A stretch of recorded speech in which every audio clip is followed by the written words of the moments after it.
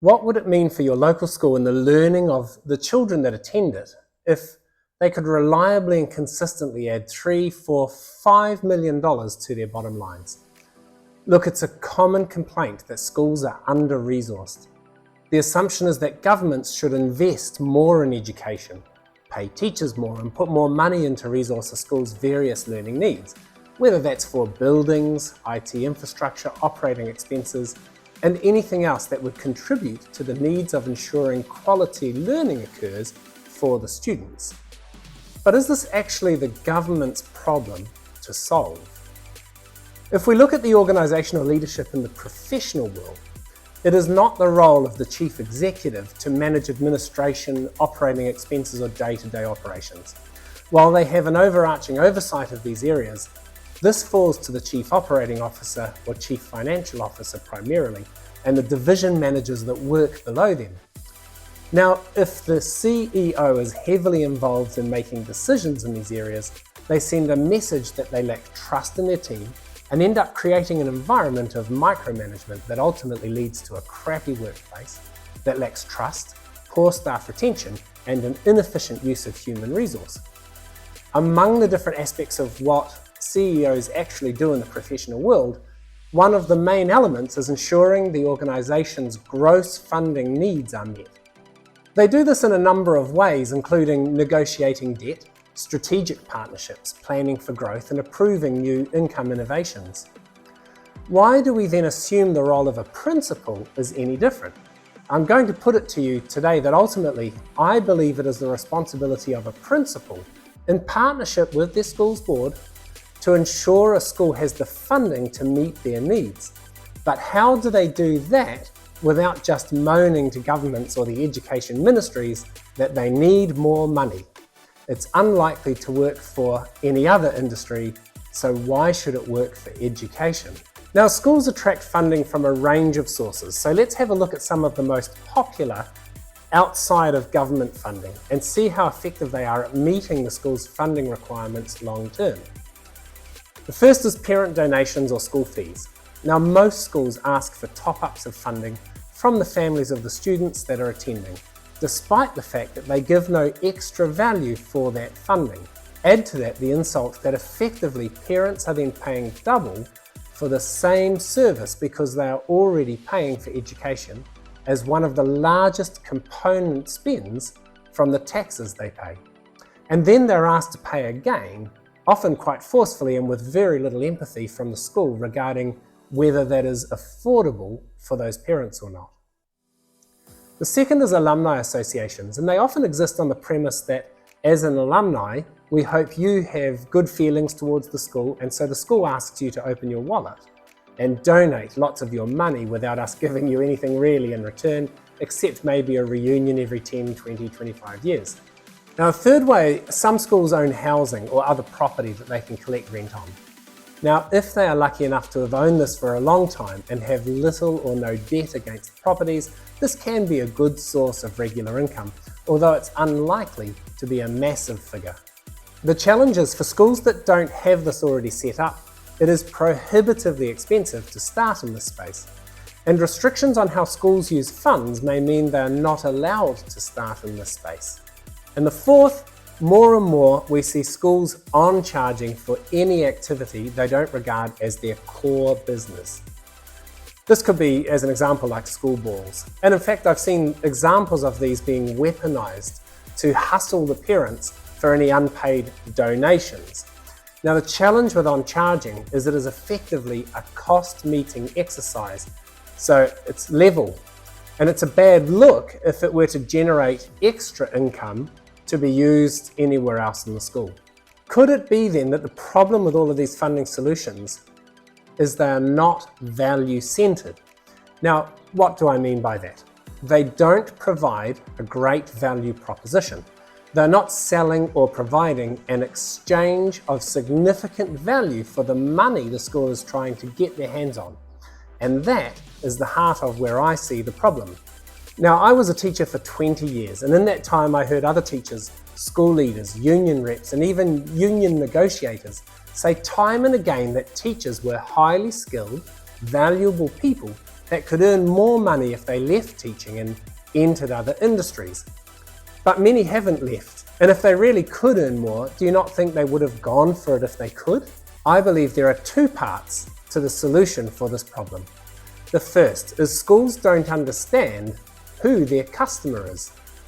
Every business person I know who is successful will tell you the customer is the person who is paying you for the product.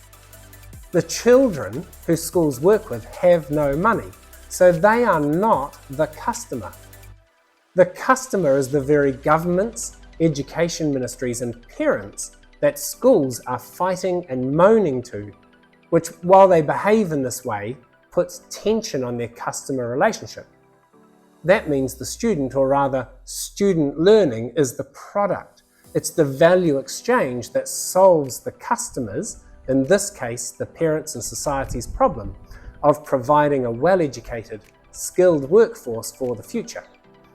When school leaders embrace this change in perspective over who their customer is, I believe they will change the way they interact with them and enjoy a much more positive, reciprocal relationship as a result. Now, a favourite quote of mine, first said to me by Australian entrepreneur Glenn Carlson, is that products are not profitable. Product ecosystems are profitable. So if schools want to generate more income, they need to build a product ecosystem for their customers, value stacking their offer to better deliver outcomes for their actual customers. I believe is a powerful way to achieve this. So how do they do this then? This is the second part of the solution to the problem. As mentioned earlier in this video, teachers and various others who work with them have been telling lots of people about their transferable value should they ever leave the industry. But most never will because they're too afraid of walking away from their salary security blanket. And even if they did, most have no idea of how to develop and deliver on a valuable offer, how to generate interest in a product, and create a following for what they do to create leads. And many teachers think selling is a dirty practice. However, a while back I learned that for any product solution there are 3 layers of value. There are do-it-yourself products, done-with-you products, and done-for-you products. And when most people think of a product, they naturally first think of a done-for-you solution. That is, they want to pay someone else to come in and solve their problem with a product or service. To unpack these 3 layers, perhaps the most commonly discussed example by leading entrepreneurs is in the weight loss industry.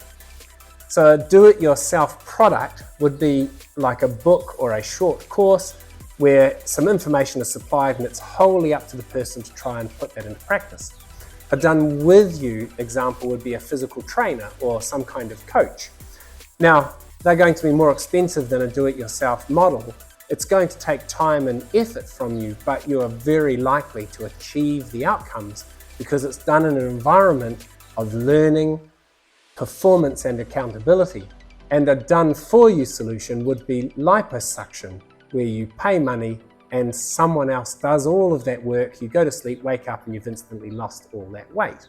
Much more expensive and probably less likely to have an enduring and lasting value.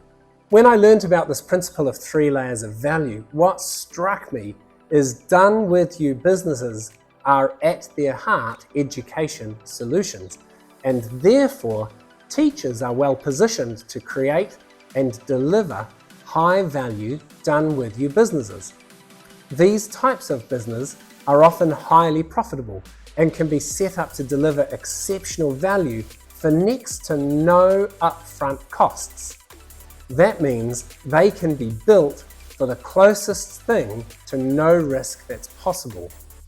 What's more, in an education setting that understands who their customer really is, they can add layers of value exchange that deliver exceptional value to their customers while making high levels of profit for the school, thereby generating income through value rather than asking for handouts. The implications of approaching funding like this is that schools could massively increase their income and increase their customer satisfaction. They would deliver better value to the parents and society, and they will be better resourced to deliver high quality learning outcomes for their students. Then they can bypass union-controlled pay by being able to offer packages that include commercial partnership and opportunity to attract the best teachers. That means more money for resources, better paid teachers, better performance of principals in their roles, happier parents, better engaged students, and better relationships with governments and education ministries. Now, I think that would be something to celebrate. If you're keen to know more, I'm Stephen Morton-Jones, ex-teacher turned business coach. Find me at stephenmortonjones.com, which you can find the link to my website in the description below. Thanks for watching.